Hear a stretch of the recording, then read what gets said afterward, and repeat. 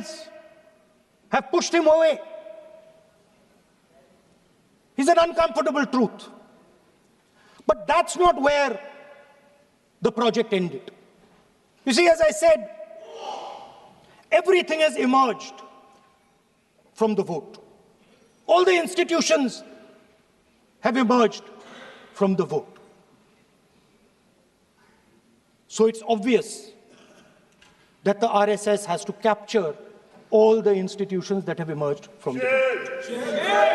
So the project, after Gandhiji's assassination, the next step of the project was the wholesale capture of India's institutional framework.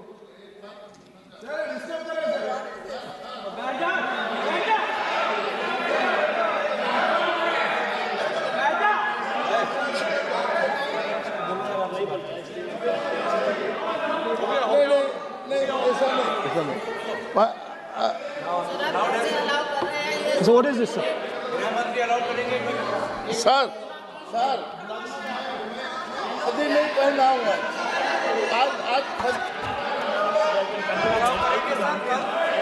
I'm doing, relax. मैं बुलाता हूँ please बैठिए please बैठिए So, please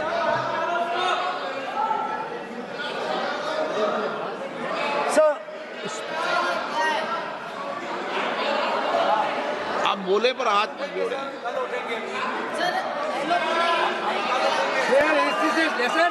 sir, these are uncomfortable truths, but they have to be spoken.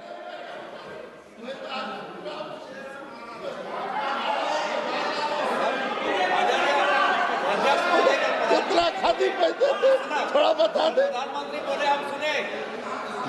So these are uncomfortable truths, but they have to be spoken. My friends don't like the connections I'm making. They're disturbed by them. It's obvious. Speaker, sir, so after the father of the nation was assassinated, his vision of an equal India, of an India where institutions belong to the people, had to be destroyed. And so the process started, and the RSS attempted to capture one institution after the other. And I will give some examples so that it is crystal clear that this is the case. Everybody knows how vice chancellors are placed on top of Indian universities today. Every single person knows this. You go to any university, you speak to any youngster in India, he will tell you that it does not matter whether the professor has qualifications, it does not matter whether the professor has a scientific temperament. The only thing that matters is the professor belongs. माननीय सदस्य एक minute माननीय सदस्य चुनाव सुधारों पर चर्चा हो रही है सर ये मैं उसी पे कर रहा हूँ सर। आप किसी भी संगठन का नाम जो इस हाउस में उसका नाम ले एलओपी है तो इसका मतलब ये नहीं है एलओपी का मतलब नहीं आप जनरल बात बोलो आप राष्ट्रपति भाषण में बोलिए जनरल बात सर हम लोग सुनना चाहते हैं सर स्पीकर सर हम लोग सुनेंगे शांति से हम लोग शांति से सुनना चाहते हैं और ये आप लोग सुनिए ना क्या कहना चाहते हैं धमकी देंगे आप हम लोग सुनने के लिए बैठा है अभी तक नेता प्रतिपक्ष एक शब्द चुनाव सुधार पे अभी तक आया ही नहीं है संसदीय कार्य मंत्री बोल रहे हैं मैं स्पीकर का परमिशन से ही बोल रहा हूँ हम सुनने के लिए बैठे हैं अरे हम सुनने के लिए बैठे हैं नेता प्रतिपक्ष चुनाव सुधार के लिए जो सुझाव देंगे सुनने के लिए तो हम बैठे हैं लेकिन चुनाव सुधार को नहीं बोलते हुए कहा जो इस सदन से कोई वास्ता नहीं जो संगठन उसका कहानी किसी और का बोलना ये कोई उचित नहीं है समय बहुमूल्य है समय का मर्यादा भी है सबका सब यहाँ सुनने के लिए बैठे हैं और ये समय बहुत कीमती है इसलिए हर एक पल अच्छा शब्दों का कोई अच्छा ज्ञान दे सुझाव दे सुनने के लिए हम लोग बैठे हैं मेरा एक सीमित अनुरोध है नेता प्रतिपक्ष से आप विषय पर ही रहिए हम लोग सब बैठे हैं गृह मंत्री जी भी सुनने के लिए बैठे हैं लेकिन आप विषय पर नहीं बोलेंगे तो जो विषय तय किया गया है उसे क्या मतलब है? अगर चुनाव सुधार पर ही नहीं बोलेंगे तो फिर इतना समय सबका क्यों बर्बाद करना चाहते हैं नेता प्रतिपक्ष? Should I leave? Then you speak. Should I leave? You speak then. You Should I speak. leave? What is that? You are parliamentary affairs minister. You are a parliamentary affairs minister. You are disturbing the lobby. How can it be? You are a parliamentary affairs minister. You are disturbing the subject में नहीं आपका lobby आपका lobby subject में नहीं ये विषय कर रहे हैं The discussion, one second. The discussion is about the vote and electoral. The discussion is about the vote. एक मिनट सर मुझे बोलने दीजिए. एक मिनट नो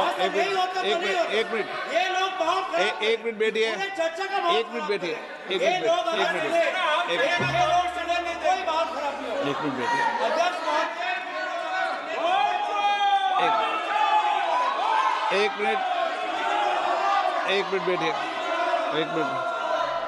माननीय सदस्य मैं बैठे बैठे अनऑफिशियली बोल रहे हैं उस विषय बोल रहे हैं सदन की गरिमा को बनाए रखें आसन को चुनौती देने का प्रयास मत करिए ये ठीक नहीं है Speaker sir, I want to make it very clear. Please. Speaker sir, I want to make it very clear. The discussion is about votes. The discussion is about the stealing of votes. The discussion is about the SIR, and I am framing my discussion about votes. Yes. And what is happening here is patently unfair. I am not being allowed to speak. I am being disturbed, and I put my protest here. That is I have done absolutely nothing wrong. I am talking about the subject. In order to capture the vote, you have to capture institutions. I am saying that institutions of India are captured, and I will come to the point which is Election Commission is captured. So, the project of the RSS was to capture the institutional framework of the country, and I said how the education system has been captured. Vice Chancellor after Vice Chancellor after Vice Chancellor is placed not on merit, not on capability, not on scientific temper, but on the fact that he belongs to a particular organization. Second capture, which helps in destroying democracy, the capture of the intelligence agencies. We have the Home Minister sitting here, the capture of the CBI, of the ED, of the Income Tax Department. And the systematic placement of bureaucrats who favor their ideology and attack the opposition and anybody who chooses to oppose the RSS. That is the second institutional capture. And the third there are many more. I can go on. And the third institutional capture. What is this?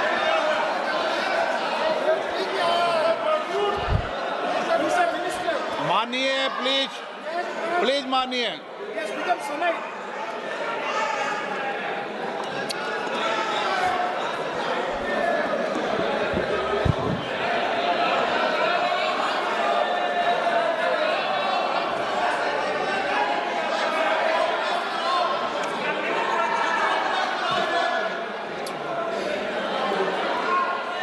And the third election, the third capture of the institution that directly controls the election system of our country, the Election Commission.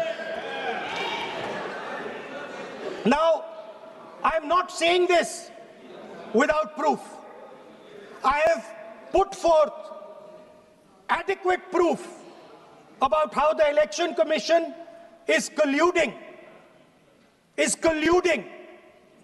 with those in power to shape the elections.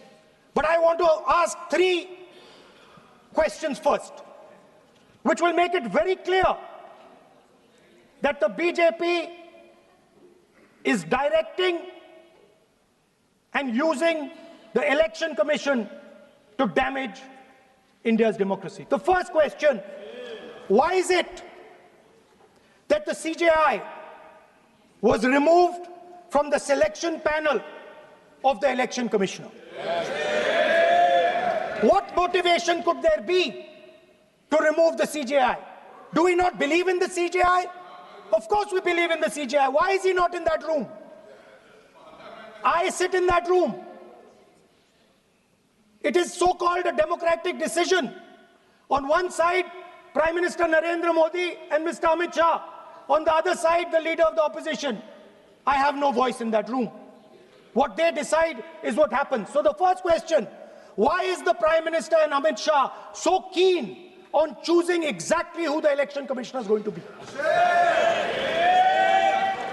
Second question, and even more devastating question. No Prime Minister has done this in the history of India. In December 2023, this government changed the law. They changed the law to make sure that no election commissioner could be punished for any action they take while they are election commissioner. Yes.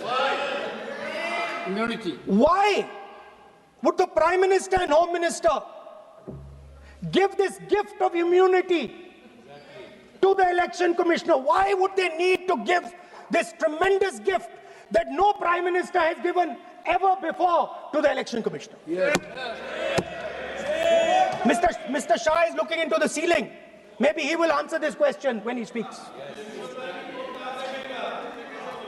And finally, why was the law with regards to CCTVs and the data that they contain changed? Why was a law put in place that allows the Election Commission to destroy CCTV footage 45 days after the election? What is the need? The answer given is it is a question of data.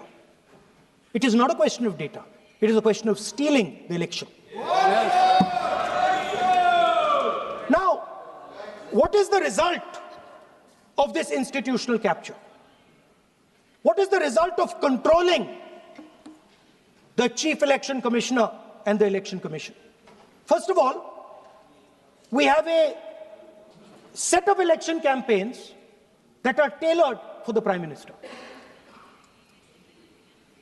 3-month, 4-month, 5-month long campaigns are taking place so that the Prime Minister's schedule can be fitted in to the program.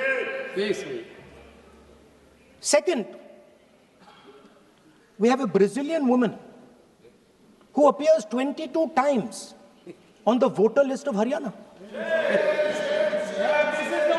Please. No. 22 times this lady appears. एक minute please एक minute. आप नेता प्रतिपक्ष है, मैं इस तरीके से सदन की कार्रवाई नहीं चलने दूंगा. ये सदन है, सदन की गरिमा को बनाए रखें. आप सदन की गरिमा से बोलेंगे तो ठीक नहीं, जैसे सदन नहीं चलेगा. नो, गलत तरीका है आपका, नहीं होगा. आप ले रहिए, आप ले रहिए. नहीं, माननीय प्रतिपक्ष के नेता, आप पहले अपने सदस्यों को समझाइए. नहीं चलेगा, नहीं, ठीक नहीं है. नो, नहीं, बिल्कुल नहीं चलेगा. अगर आप सर माननीय प्रतिपक्ष के नेता, आप अपने सदस्यों को गरिमा समझाइए. सर, बट ये तरीका आप इतने सालों तक यहाँ पर हैं, ये तरीका उचित है क्या? सर, विरोध का तरीका होता है, लेकिन ये उचित तरीका नहीं है. तरीका इधर भी हो. नो, उधर का तरीका क्या है सर? नो, सबका तरीका उधर से होगा, उधर से भी बोलेंगे, इधर से बोलेंगे, सब जगह से बोलेंगे. Speaker sir, I don't agree with the showing of photographs here, but it is a reflection of our democratic structure. This is what is happening in our democracy, that you're not allowing us to show. This Brazilian woman has appeared 22 times on the voter list in Haryana. And not only that, there is one woman whose name has appeared 200 times, more than 200 times in one booth in Haryana. And it is very clear, and I have proven without doubt, that the election of Haryana was stolen.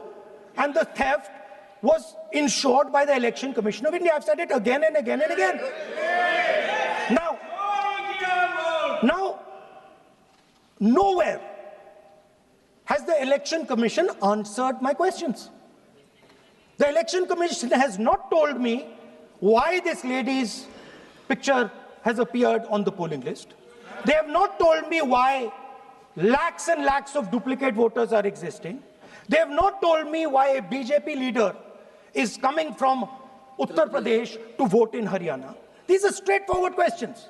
And there is clear proof which I have put in front of the country. Right? But the Election Commission has no answer to these questions. And that is the result of the complete capture of the Election Commission by the people across the aisle. By the way, you're talking about SIR in Bihar. Let me say something about SIR in Bihar. Why is it that after the SIR in Bihar, 1.2 lakh duplicate photos are existing in Bihar, in the voting list? If you've cleaned up the voting list, why are there 1.2 lakh duplicates in Bihar? And we've not just proven this about Haryana. We have proven this in Karnataka, we have proven this in Maharashtra, and I'm absolutely certain this is how you're winning elections in Madhya Pradesh, in Uttar Pradesh, in Bihar, across the country.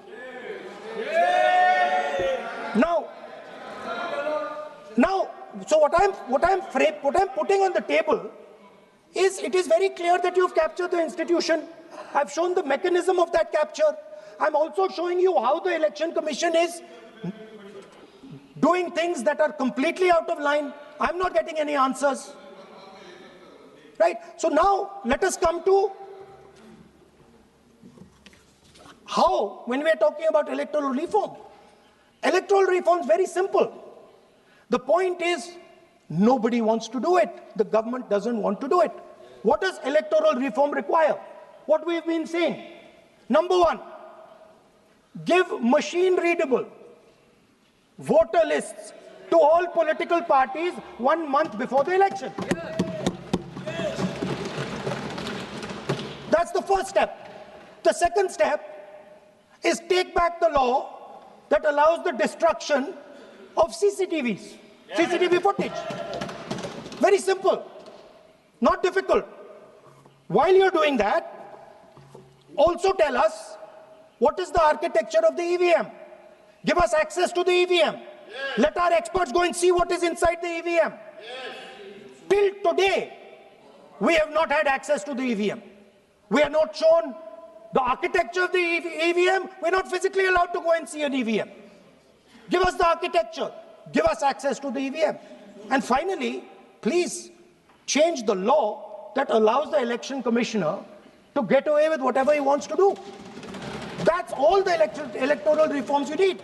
And I want to assure the election commissioner that they might be under the impression that this law lets them get away with it. Let me remind them, don't worry, we are going to change the law, and we are going to change it retroactively, and we are going to come and find you. Right? So this is the situation that the country is faced with. You know, everybody says to us, India is the biggest democracy. Actually, I was thinking today, we're not just the biggest democracy, we're the greatest democracy. And I'm not saying it just like that. I'm saying it, America calls itself the oldest democracy. But the democracy that weaves together the largest number of people, the largest diversity of people, the largest number of languages, the largest number of states is this country. And so our most powerful asset, the thing that stitches together the entire concept of modern India, stitches together the fabric of modern India, brings people together, allows them to build this great nation, is being attacked by these people. They're destroying it. You know they're destroying it, I know they're destroying it, and they know they're destroying it. And I'd like to conclude by saying that the biggest anti-national act you can do is vote chori. There is no bigger anti-national act that you can do than vote chori. Because when you destroy the vote, you destroy the fabric of this country. You destroy modern India, you destroy the idea of India. So I'd like to conclude by saying vote chori is an anti-national act, and those across the aisle are doing an anti-national act. Thank you.